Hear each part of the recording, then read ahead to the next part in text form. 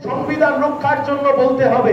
একদিকে তৃণমূল কংগ্রেস, আজকে জেনে রাখুন মাঠে ঘাটে রাস্তায় এখনো অব্দি যা বুঝেছি তৃণমূলকে হারাবে, এটা নিশ্চিত হয়ে গেছে।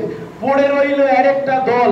এখন কেউ যদি বিচারপতির আসন ছেড়ে আসবার পরেও ভোটের ময়দানে নেমে নিজেকে জমিদার ভেবে থাকে, আজ নয় তো কাল তমলুকের মানুষ ঠিক তার জমিদারি খুঁজিয়ে দেবে। এ বেশি দিনের অপেক্ষা নয়, কয়েকদিনের অপেক্ষা করুন আপনারা। আমি খালি আপনাদেরকে শেষ একটাই অনুরোধ করছি, আপনাদের কাছ থেকে একটি সাহায্য চাই।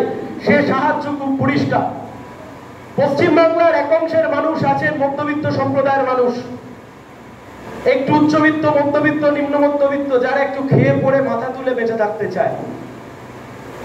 এই অংশের মানুষ বামপন্থীদেরকে এবারে ভোট দেবে। এই অংশের মানুষ ধর্মনিরপেক্ষ বাম গণতান্ত্রিক শক্তিকে ভোট দেবে।